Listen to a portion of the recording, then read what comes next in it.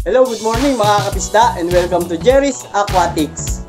Guys, for today's video ay sagutin lang natin yung hobbyist natin na nag-comment. So, tinatanong kasi niya bakit daw yung pang-siphon niya, siguro ito yung sinasabi niya, ay mahina raw kumuha ng poops ng mga isda. So, ipapakita ko kung paano yung ginagawa ko gamit itong siphon, kung paano ako nagwa-water change dito. Hi guys, ako si Jerry ng Jerry's Aquatics. Gumagawa ako ng mga video patungkol sa mga aquarium needs, aquarium hobbies, and peacekeeping. So kung gusto mo ng ganitong mga video, feel free to visit sa channel ko at pakicheck mo na lang yung mga nagawa ko ng video. Una kong ginagawa mga kapisda pag magwa-water change ako ay gagamit lang ako ng ganitong sponge. So ito yung nabibili lang sa tindahan na panghugas ng plato. Pupunasan ko lang yung mga glass nila. Dahan-dahan lang at para hindi masyadong mabulabog yung mga isda natin. Then after ko naman mapunasan yung mga glass, isa-siphon ko na yung tubig kasama na yung mga poops. So yan, mapapansin nyo, nakukuha naman yung mga dumi.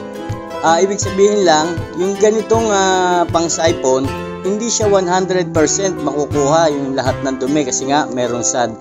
Pero mababawasan. At ang ginawa ko dito, nagduktong ako ng mga hose papunta na dun sa labas para diretso tapo na.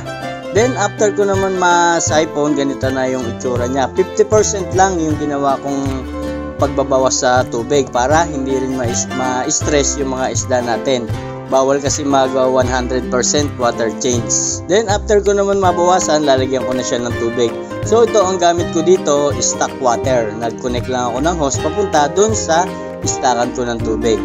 Then after ko naman mapuno, ito yan puno na. Maglalagay naman ako ng ganitong water conditioner, yung tinatawag na AquaCare.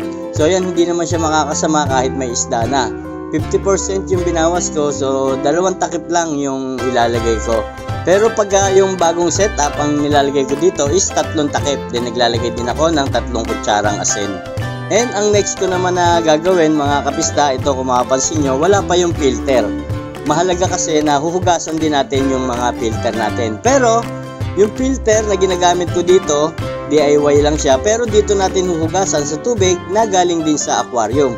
Huwag sa tap water kasi pwedeng mamatay yung mga beneficial bacteria. Then after ko naman mahugasan, ito yung filter na ginagamit ko dito na DIY lang, ibabalik ko na siya agad. Hindi ko na pagtatagalin dahil nga yung may mga naiwan pa dito ng mga beneficial bacteria or yung tinatawag na mga good bacteria. Okay, at ito na, tapos na tayo mag water change. Kung mapapansin nyo, ang linaw na uli ng tubig.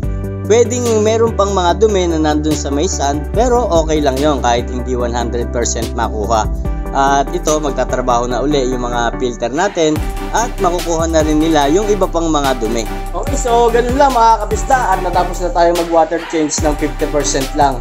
Basta depende naman yan kailangan makapagpalit lang tayo ng tubig every week kahit mga 20% lang or depende sa dami ng isda, pwede hanggang 50%.